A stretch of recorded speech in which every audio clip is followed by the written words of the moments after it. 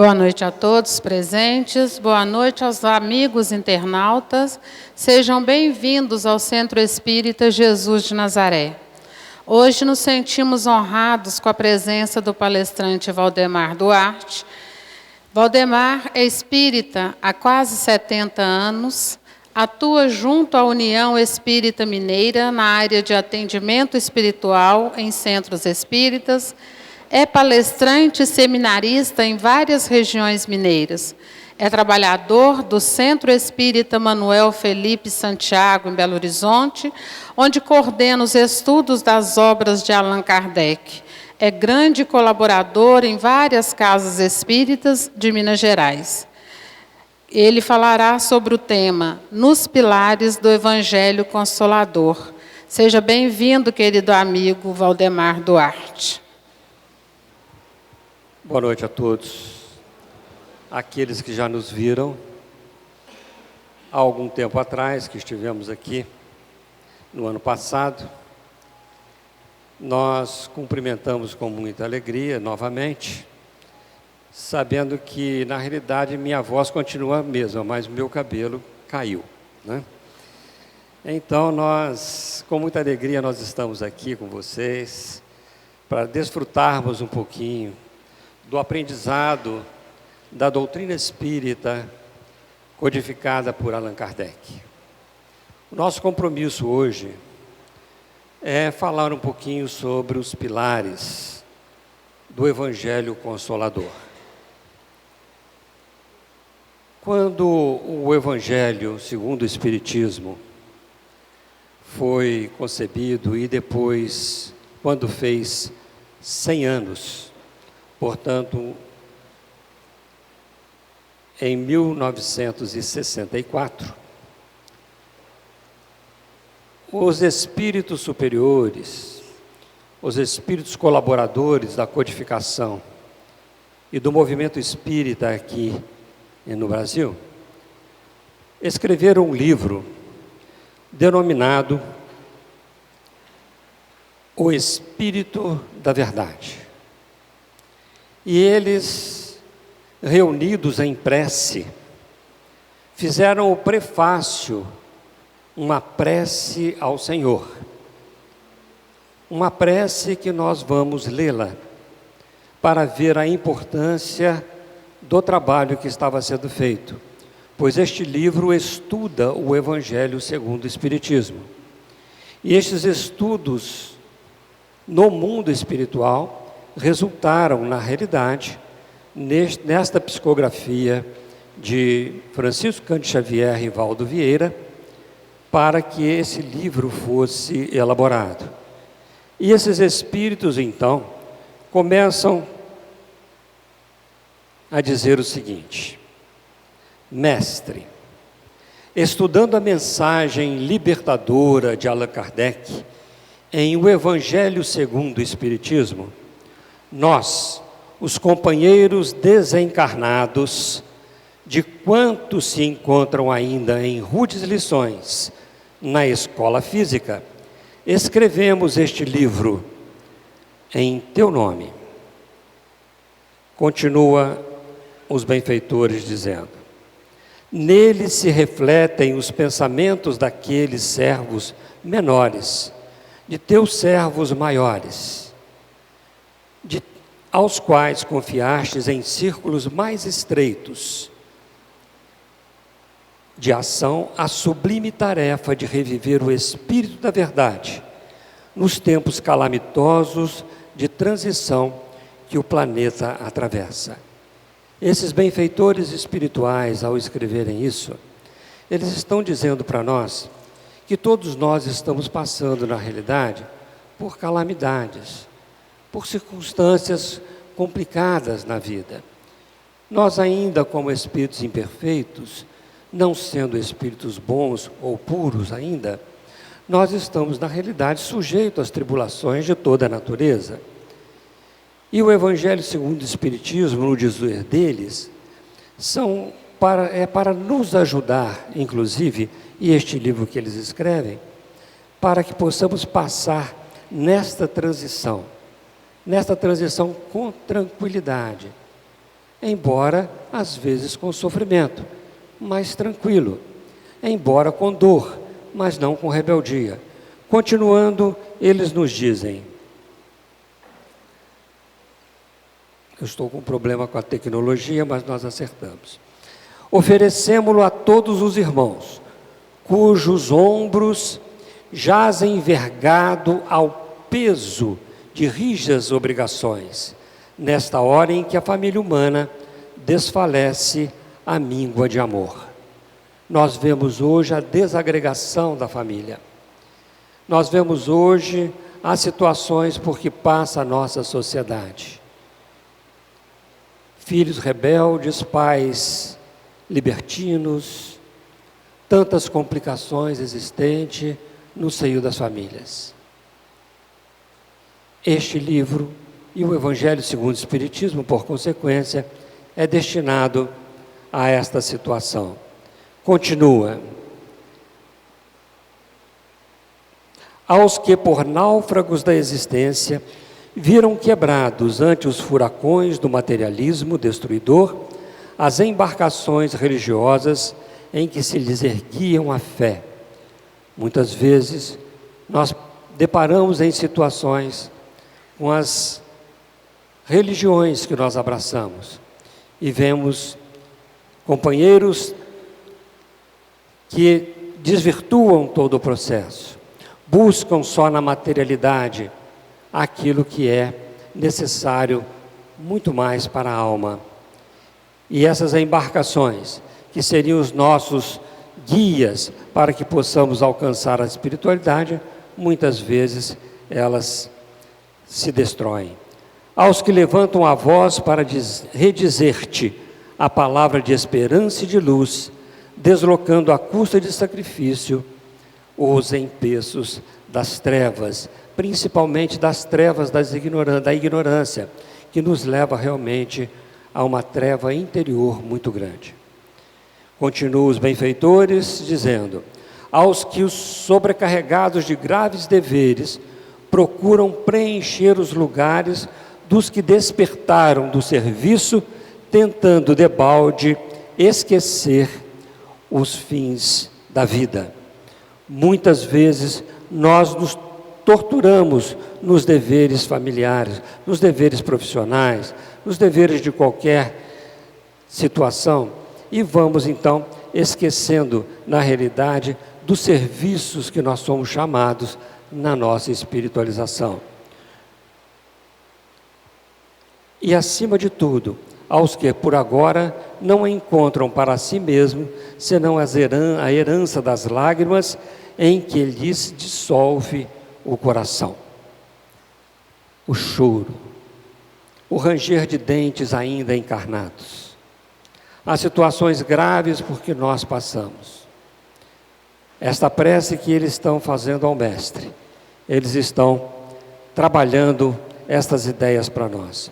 Com todos eles, Senhor, rumo à nova era, nós, gotas pequeninas da inteligência no oceano da infinita sabedoria de Deus, partilhamos os lances aflitivos da terra traumatizada por angústias apocalípticas, em busca de paz e renovação, trabalhando pelo mundo melhor, na certeza de que permaneces conosco e de que, como outrora, diante da tempestade, repetirás aos nossos ouvidos tomados de inquietação: tende bom ânimo, sou eu, não tem mais.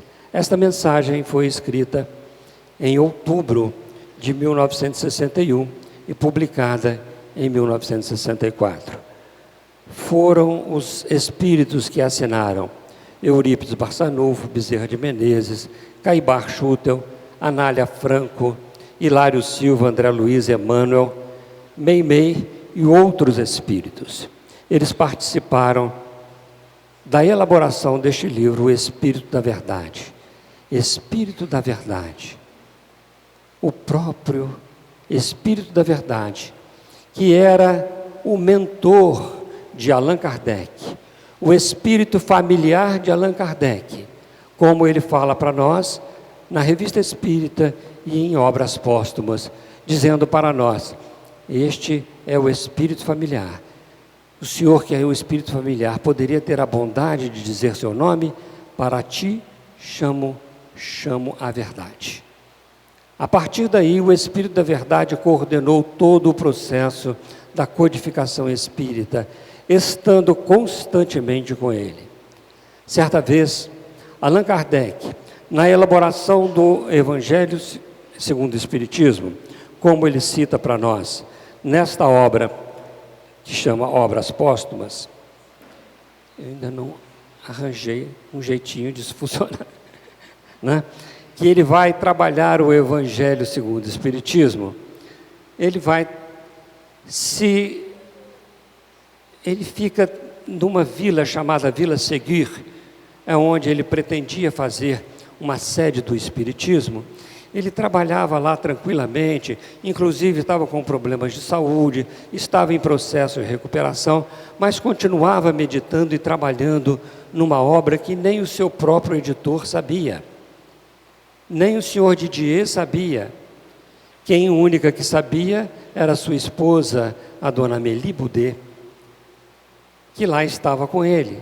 Mas ele abraçava aquela obra de uma tal forma que os espíritos, então, com ele ali, constantemente, colocando na sua mente, embora não fosse médium ostensivo, mas simplesmente intuitivo, todo aquele trabalho para que pudesse colocar o Evangelho segundo o Espiritismo a lume. Então, em Obras Póstumas, ele vai dizer o seguinte: esse livro é uma mensagem de São Luís para ele, por uma médium que estava lá com ele nesse dia. Este livro de doutrina terá considerável influência, pois que explana as questões capitais, e não só o mundo religioso encontrará nele as máximas que lhe são necessárias, como também a vida prática das nações aurirá dele instruções excelentes. É para o nosso dia a dia, não é da religião, não é da religiosidade, mas é na realidade a prática, aquilo que nós precisamos para os nossos dias. Então o Espírito São Luís, que era o espírito protetor da Sociedade Parisiense de Estudos Espíritas, traz esta mensagem para ele. E continua: fizeste bem enfrentando as questões de alta moral, prática do ponto de vista dos interesses gerais, dos interesses sociais e dos interesses religiosos. Encerra o Espírito São Luís: a dúvida tem que ser destruída. A terra e suas populações civilizadas estão prontas. Já de há muitos teus amigos de além-túmulo as arrotearam. Lança, pois, a semente que te confiamos, porque é tempo de que a terra gravite na ordem irradiante das esferas e que saia, afinal, da penumbra e dos nevoeiros intelectuais. Acaba a tua obra e conta com a proteção do teu guia, o Espírito da Verdade, guia de todos nós, diz São Luís, e com o auxílio devotado dos Espíritos que te são mais fiéis e em cujo número digna-te de me incluir sempre. O Espírito São Luís estava se colocando como discípulo de Kardec. Nesse momento, nós notamos a importância desta obra. A importância desta obra para os nossos dias. Por isso o Evangelho Consolador. Para todo este processo que nós estamos vivendo. É tempo de que a Terra gravite na ordem irradiante das esferas e que saia, afinal, da penumbra e dos nevoeiros intelectuais. Fala ao coração. Fala ao sentimento. Trabalha nosso sentimento em busca de um sentimento cada vez melhor. Em busca da moral, da condição moral. Porque os sentimentos são o conjunto das qualidades morais. E Kardec, então, no seu recolhimento na Vila a seguir, trabalha esta maravilhosa obra, o Evangelho segundo o Espiritismo. Não há como tecer comentários muito grandes a este respeito, pois a obra fala por si só. Mas ela tem uma estrutura interessante, porque na realidade é um monumento, e todo monumento precisa de bases, precisa de pilares que possam ser, na realidade, aqueles pilares que sustentam toda uma obra. Nós estamos, por exemplo, aqui dentro de uma casa, bem construída, em que os pilares sustentam as fundações, a laje de piso, sustentam as lajes superiores. São os pilares, são as bases. Toda obra bem sucedida tem base sólida, não construída sobre areia, mas construída sobre a rocha. Esta é a base sólida de todas as obras. O Evangelho segundo o Espiritismo não foge disso. Então ele tem, nos primeiros capítulos, 4 capítulos, que eles sustentam todas as estruturas. E esses pilares do Evangelho, na realidade nós chamamos bases construtivas.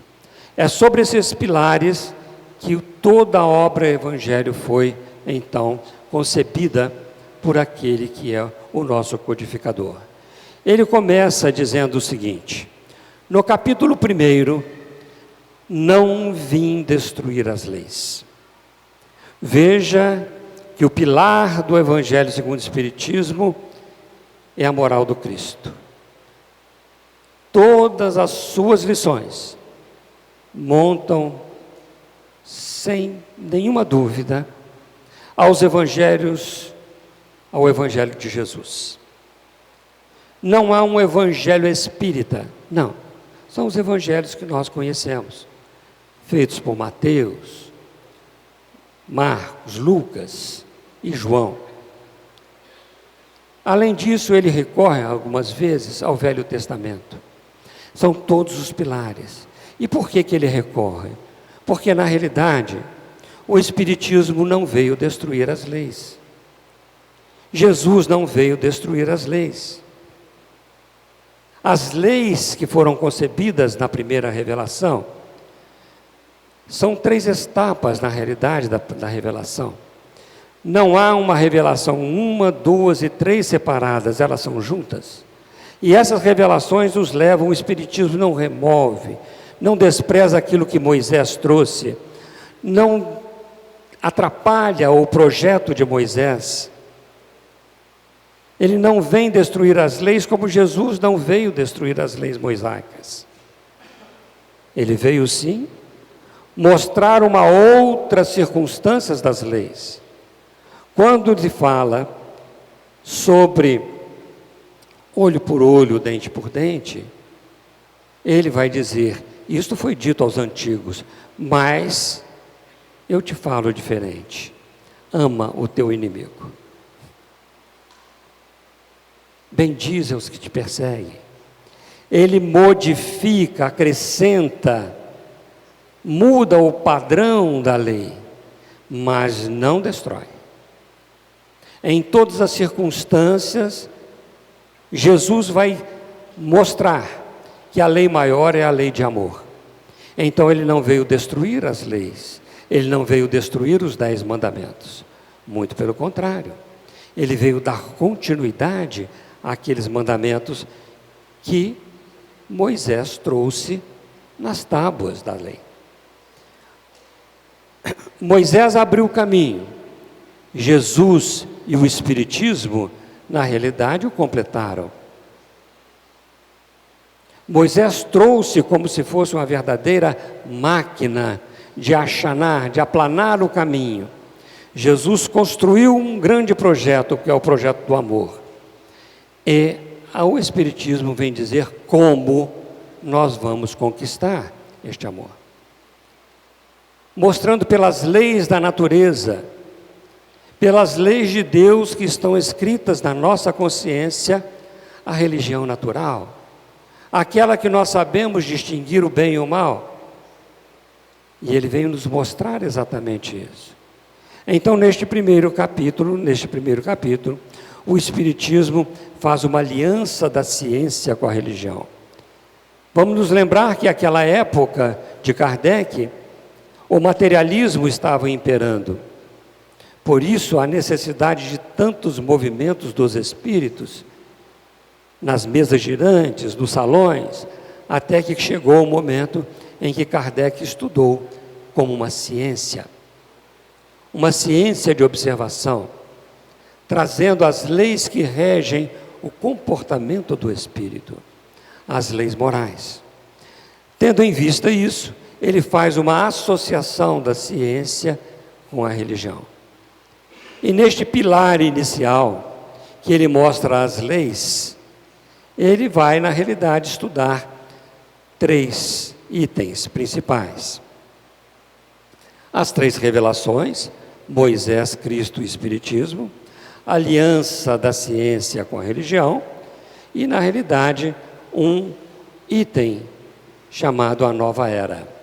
A Nova Era é uma instrução que um espírito israelita trouxe, mostrando que as revelações elas se juntam numa única revelação, que não há uma coisa separada. Então o Espiritismo não é separado do Velho Testamento, não é separado do Novo Testamento, muito pelo contrário, ele vem aclarar, ser a chave de interpretação das lições ainda não entendidas, que as leis da natureza explicam, porque além das leis físicas, nós temos as leis espirituais, as leis que o mundo espiritual nos mostra. Então, neste primeiro capítulo, ele traz estas ideias iniciais, como base de sustentação para todas a sua construção, a construção do edifício da redenção. Já no capítulo 2, Allan Kardec, cuidadosamente, colocou o título Meu Reino Não É Deste Mundo. Quando Jesus diz a Pilatos, Pilatos pergunta: és rei? E ele diz: tu o dizes, mas meu reino ainda não é deste mundo. Kardec coloca nesta fase do Evangelho a base fundamental da sobrevivência da alma. Como o espírito progride depois da morte. A necessidade que nós temos de ter certeza na vida futura. E essa certeza só vem pelo conhecimento. Por isso, mostra o Cristo não mais como Nazareno, mas como Christos. Não mostra o Cristo como Jesus que morreu há 2000 anos, mas mostra o Cristo vivo até o momento, falando da realeza de Jesus. Mostra um Cristo operante, mostra um Cristo que vive, sobreviveu à crucificação. Ele mostra também para nós de uma vida futura espiritual que momentaneamente pode estar vinculada à matéria. Kardec nos fala dessa passagem, que momentaneamente nós estamos aqui, que isso representa um ponto no espaço, em todas as nossas reencarnações, um ponto na eternidade. Esta base sólida, ele vem então dizer em alguns capítulos, a vida futura, como o espírito sobrevive, como ele fica no mundo espiritual. Que a vida futura não é uma coisa ilusória, é uma realidade que os próprios espíritos trouxeram e que Jesus demonstrou pela sobrevivência. Ele vem dizer da verdadeira realeza de Jesus, que não é Deus, é um filho, mas a sua realeza, aquilo que ele vem trazer de como rei que era. Rei não daqueles que são muitas vezes colocados por nós. O rei do futebol, o rei da música, o rei disso ou o rei daquilo, né? Mas sim a realeza da alma, esta verdadeira realeza que Jesus então demonstra. E outra coisa, o ponto de vista. Como é que nós estamos em relação ao nosso ponto de vista? O que nós vemos? Simplesmente a vida que começa no berço e acaba no túmulo? Então ele vem destruir a ideia materialista com este capítulo, colocando o espiritualismo, colocando o espírito na sua sobrevivência. Este é um grande pilar, é um pilar de sustentação de toda a doutrina espírita e de todo o evangelho do nosso Senhor. No capítulo 3, ele começa a falar das muitas moradas na casa do Pai. Eu não sei se vocês já viram o filme que fala sobre a Guerra nas Estrelas. Aquela viagem interplanetária que aqueles companheiros fazem na velocidade da luz. A luz tem uma velocidade de 300 mil quilômetros por segundo. Não é pouca coisa. 300 mil quilômetros por segundo, se nós formos ver mais ou menos, dá 1000 vezes a distância de ida e volta entre Divinópolis e Belo Horizonte. Por segundo. Para viajar na Via Láctea, nós gastaríamos mais ou menos, uns 2, 3 milhões de anos. Se a gente pegasse a Enterprise hoje e fosse viajar pela Via Láctea, nós íamos gastar mais ou menos isso. Eu ainda não fiz as contas, mas vamos dizer, 2 ou 3 milhões de anos. Então, se a gente sai daquele espírito imperfeito, chega lá quase espírito puro, né? Porque nós temos muito tempo neste processo, viajando à velocidade da luz. Se nós fôssemos aos confins do universo, que é observável, nós gastaríamos mais de 10 bilhões de anos.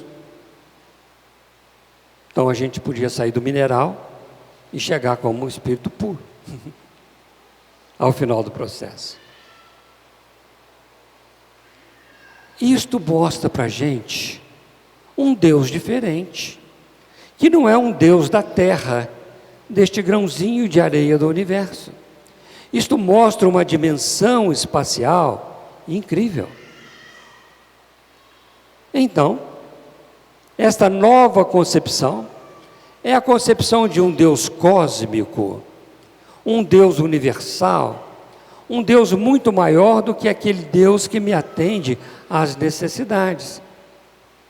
As minhas necessidades pessoais, quietinho ali na minha casa, Senhor, me dê sombra e água fresca. O Senhor salvou meu filho, mas o outro que morreu, o que ele fez? Matou? Dá uma dimensão diferente da divindade. É um Deus criador, é um Deus Pai. Então, quando Jesus traz o meu rei na casa dos meus pais há muita morada, ele está nos falando dessas coisas que nós vamos lá fora e quando observamos o universo, as estrelas, nós olhamos e falamos assim, meu Deus do céu, quanta coisa boa, quanta mansão eu tenho ainda para morar. E eu vou precisar de muitos e muitos compromissos, de saldar muitos e muitos compromissos para que eu possa morar nessas mansões. Então ele vai dizer para nós que todas as criaturas são irmãs. Significa que se eu estivesse viajando e desse de cara com um ET, como é que eu ia conversar com ele? Em inglês? Em francês? Em alemão? em russo, em português? Não. Conversar a linguagem do sentimento. Olá, meu irmão, tudo bem? Nós somos filhos do mesmo pai. Não esses ETs malucos aí que querem matar todas as pessoas, que aparecem nos filmes, mas sim os nossos irmãos, irmãos de jornada nesse universo. Então é o sentimento falando ao sentimento, o pensamento falando ao pensamento.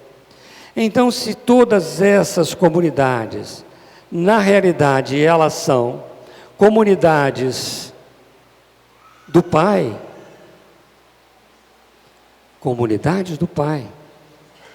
aquele que está ao meu lado, na minha casa, ou na choupana, ou nas condições miseráveis das cadeias, ou ainda nos santuários, todos eles são nossos irmãos.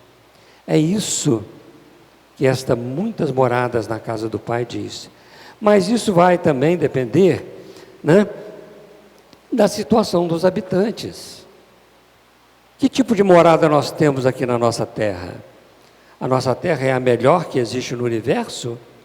Ou a nossa terra ainda passa por situações complicadas? Nós estamos vivendo uma crise moral. Nós estamos vivendo um tormento moral nesta casa chamada Terra. Não é mais um cataclisma, uma acomodação física que vai melhorar o nosso mundo. Mas esta situação da melhoria moral. E por isso, nós temos diversos planetas, diversas circunstâncias, de acordo com a necessidade dos próprios habitantes. Então, o capítulo 3 vai estudar para nós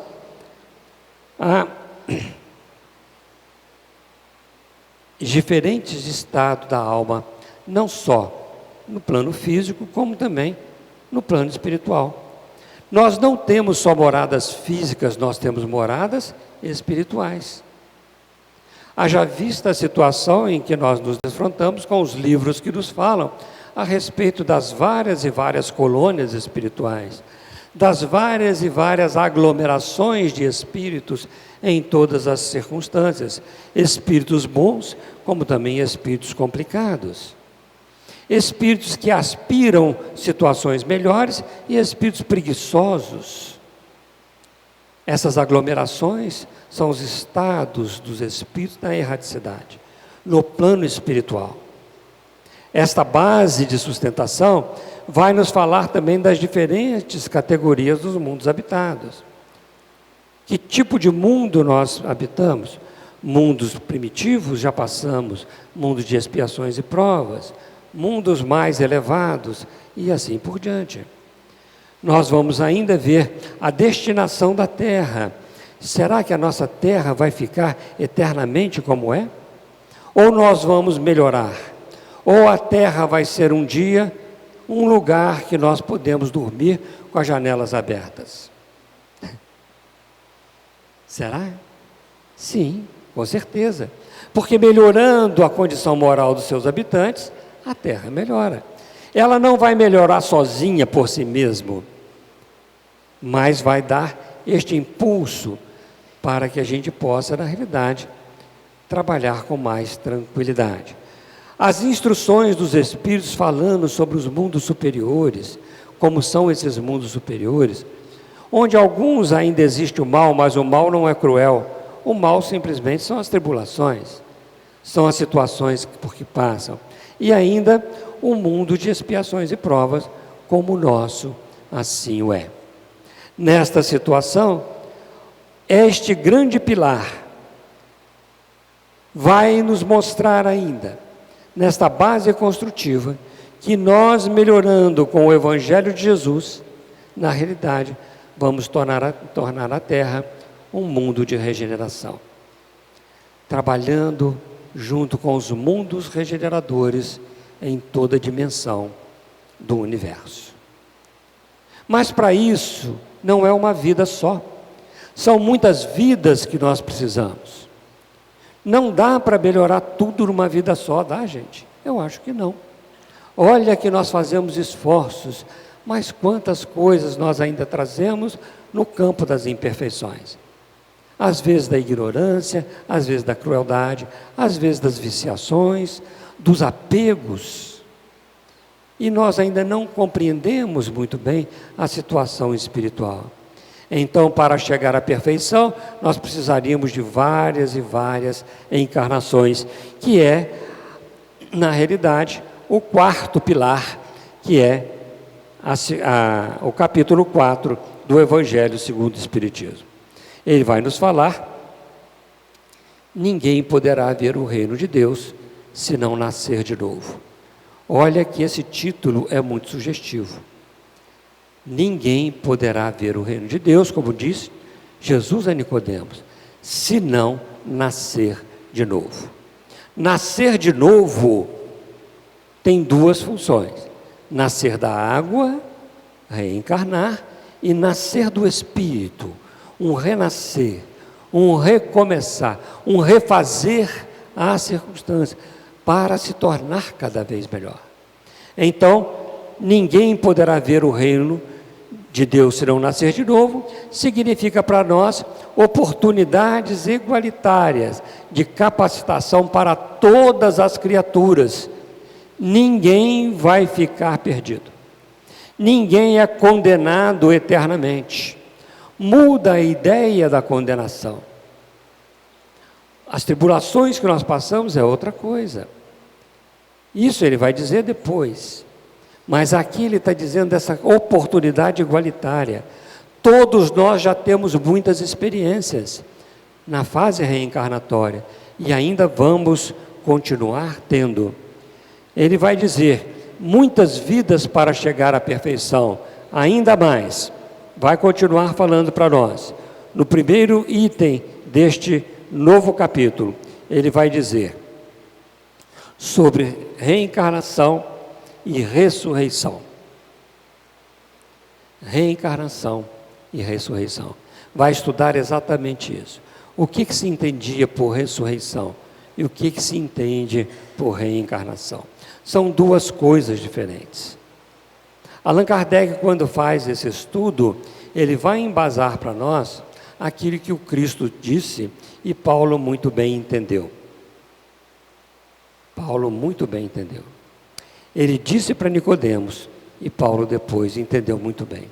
A ressurreição é simplesmente este trabalho do corpo, no corpo espiritual. Sair do corpo material e continuar com o corpo fluídico, mas é necessário renascer de novo. Para o campo de provas, para as missões, para aprender, desenvolver a inteligência, desenvolver os aspectos morais. A reencarnação também fortalece os laços de família. Nós vamos cada vez mais trabalhando estas relações familiares com mais carinho, com mais compreensão. Vamos entendendo essas relações às vezes complicadas, também reentendendo a simpatia que nós temos pelas pessoas nas nossas aglomerações familiares.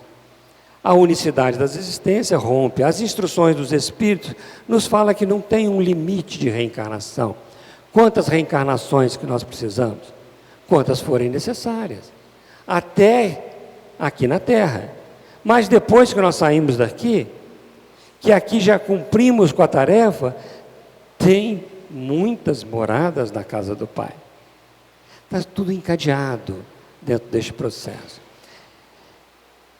A necessidade da encarnação, de se ligar a um corpo físico, porque muitas pessoas pensam, mas nós não poderíamos só ficar no mundo espiritual? Não. É preciso de nós fazermos o trabalho para aprendermos a trabalhar com Deus, fazer o nosso trabalho da cocriação. Aquilo que nós trazemos como missão. Cada um tem uma missão, porque cada um pode ser útil de alguma forma. Assim, nós vamos construindo as instituições, Nós vamos melhorando os recursos materiais, mas também os recursos espirituais. Esses 5 capítulos, esses 4 primeiros capítulos, são a base de tudo.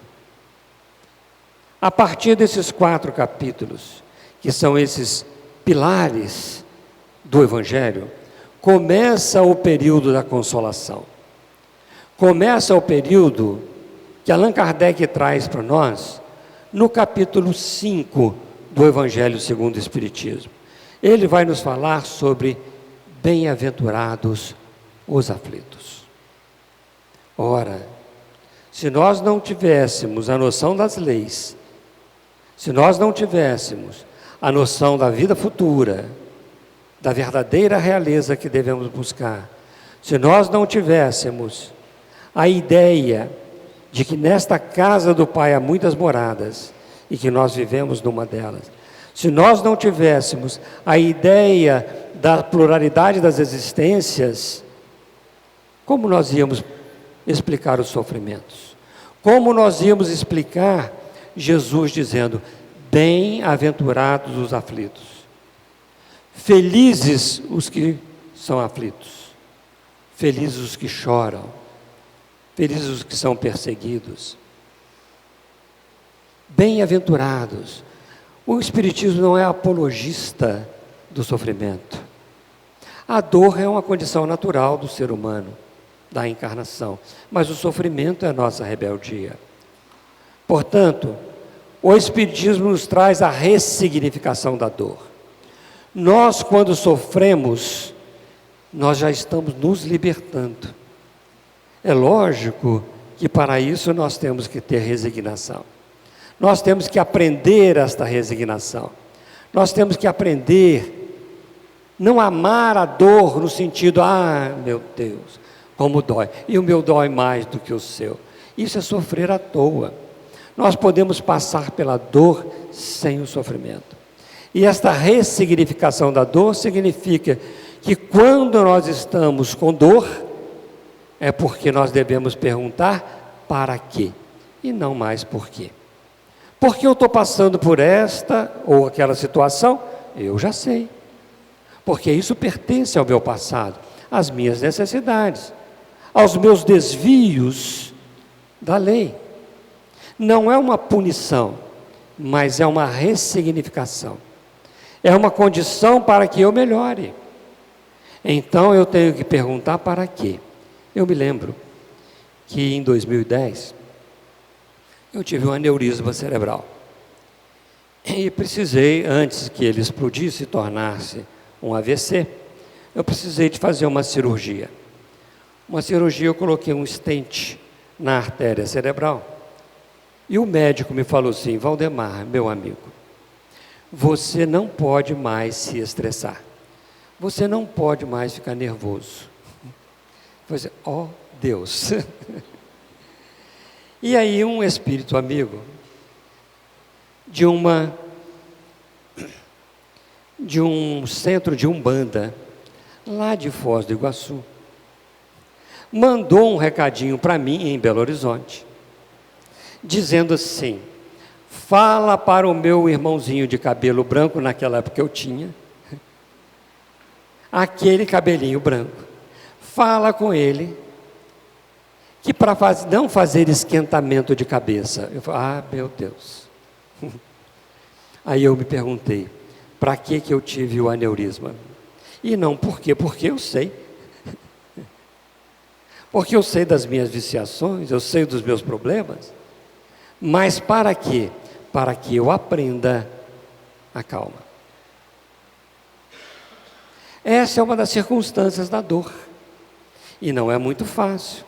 Ficar com a bombinha relógio lá, tic, tic, tic, dentro da cabeça, né? Quando a gente vai ficar nervoso, não explode não, minha filha, né? A gente tem logo que partir para a compreensão, para a resignação. Então não mais nos aborrecer com as pequenas coisas, porque a gente às vezes se aborrece com as coisas, a cólera.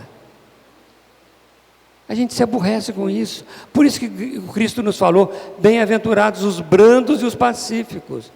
E nós nos aborrecemos com as coisas. A gente tem raiva de uma caneta que perde a tinta, joga a caneta, fura o papel, rasga, bate no computador que não quer funcionar. Imagina com as pessoas. Então isso tudo é para que a gente possa aprender as virtudes. O para quê, a ressignificação da dor, o estado atual da nossa existência, que nós passamos por ele. Nós sabemos por que sofremos, nós sabemos por que estamos nesta ou naquelas condições, causas atuais e causas passadas, causas que nós fizemos agora e causas que nos são da própria nossa necessidade espiritual, porque nós escolhemos aquele tipo de provas. Continuando, ele fala sobre o reconhecimento dos planos de justiça. Tudo está dentro dos padrões da justiça divina, porque as leis estão escritas na nossa consciência. Não é Deus que pune, porque Deus é de amor, colocado no capítulo 1. Não é um Deus que maltrata, mas um Deus que eleva, que atrai. Paulo de Tarso vai nos dizer, lá no capítulo final de O Livro dos Espíritos, na questão 1009, tem uma mensagem de Paulo de Tarso, que ele diz assim: gravitar para a unidade divina, eis o objetivo da humanidade. Para isso são necessárias três coisas.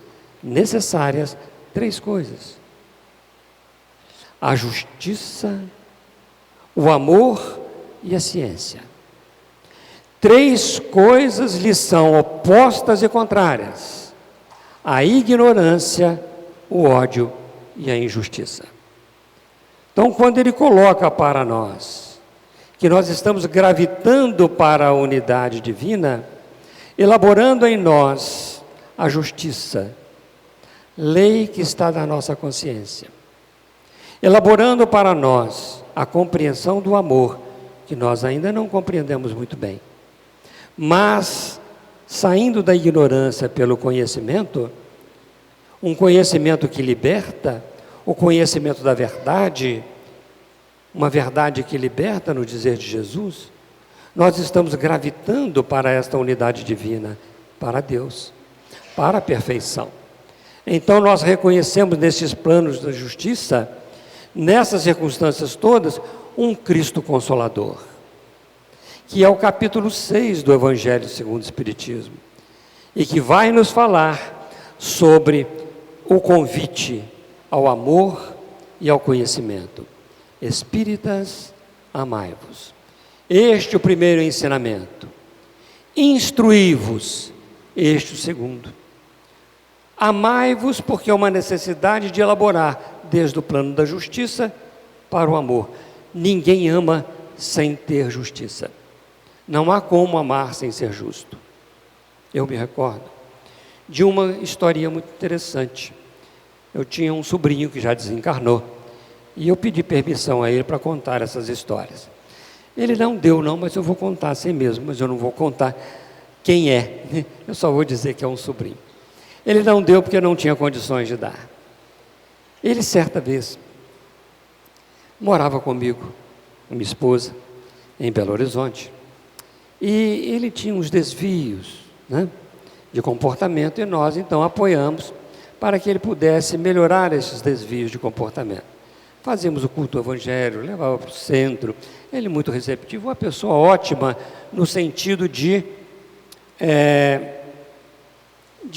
ser prestativo, uma boa pessoa em si, ok? Porém, tinha desvios de natureza íntima.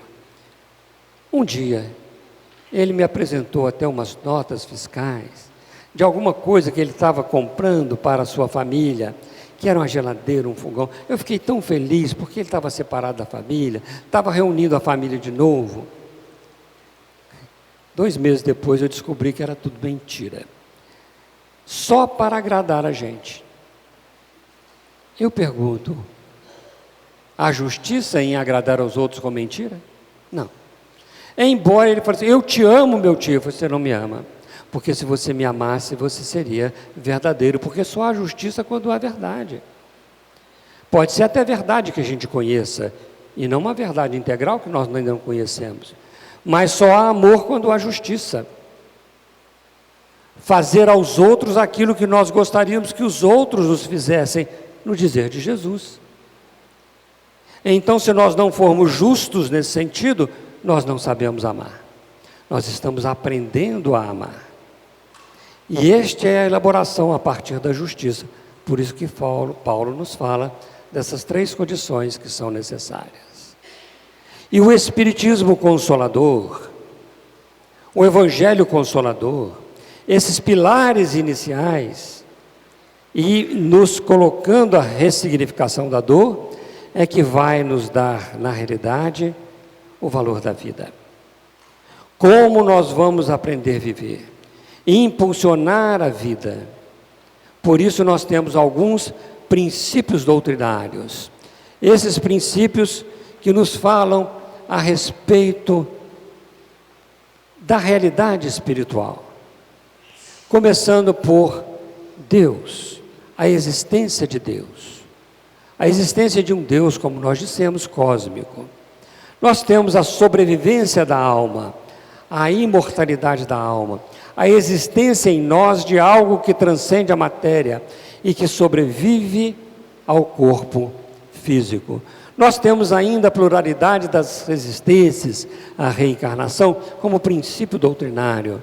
Nós temos também a pluralidade dos mundos habitados. Na casa do meu pai há muitas moradas, que a doutrina espírita nos explica. E além de tudo, nós temos um princípio muito interessante, que é a nossa integração com o mundo espiritual. Que a comunicação não se dá só através da mediunidade, mas se dá através do pensamento. Porque pelos nossos pensamentos e pelos nossos sentimentos, nós chamamos e atraímos os espíritos. Se os nossos pensamentos são bons, se os nossos sentimentos são bons, atraímos espíritos bons e com eles nós vivemos. Vivemos em conjunto, em todos os lugares nós temos os espíritos. Os espíritos estão aqui conosco, encarnados e desencarnados. Se nós vamos ao teatro, eles estão lá. Se nós vamos pela rua, eles estão pelas ruas. Os espíritos não têm lugar fixo para ficar. Eles ficam onde é que eles queiram ficar. Portanto, esta comunicabilidade é uma coisa constante, embora a gente não tenha, às vezes, o conhecimento. Allan Kardec, quando estava na Vila Seguir, fazendo o Evangelho segundo o Espiritismo, o Espírito da Verdade chegava junto com ele constantemente, inspirando pelo pensamento. Mas ele não era médium ostensivo, ele nem notava. O dia que ele errou alguma coisa, precisava de consertar, foi preciso de que algumas pancadas fossem dadas, a fim de despertá-lo para corrigir o trabalho. E ele perguntou: foi o senhor que me chamou? Foi, meu filho, eu precisava de falar contigo. Leia novamente o seu trabalho, para verificar onde é que estão as correções. Eles também não fizeram para ele. E ele foi reler, foi pensar, foi trabalhar, para que ele pudesse ajustar o Evangelho segundo o Espiritismo. Então, o Espiritismo como consolador prometido, como este trabalho de bases do Evangelho, ele vai nos impulsionar uma visão de conjunto, a vida espiritual e a vida material, que possibilita para todos nós os conhecimentos superiores sobre a vida e o viver. Nós vamos amar viver. É isso que o Cristo veio dizer para nós. Amai uns aos outros, amai o vosso próximo como a si mesmo. E nós precisamos de aprender este amor. O Espiritismo impulsiona então este propósito de viver. Por que nós estamos vivendo, dizendo para nós que nós precisamos da boa utilização do tempo? O Espiritismo ainda nos impulsiona a autoestima.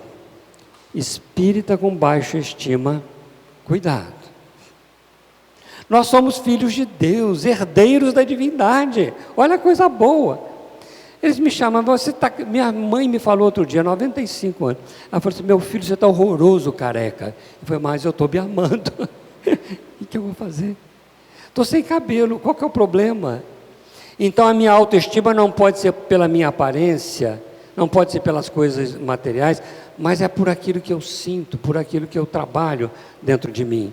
Então o Espiritismo desperta a valorização da vida, não me leva aos processos do suicídio. O Espiritismo ainda nos impulsiona a contribuição pessoal no progresso espiritual, dando a nós a responsabilidade por brilhar a nossa própria luz. Ninguém é responsável pela nossa evolução.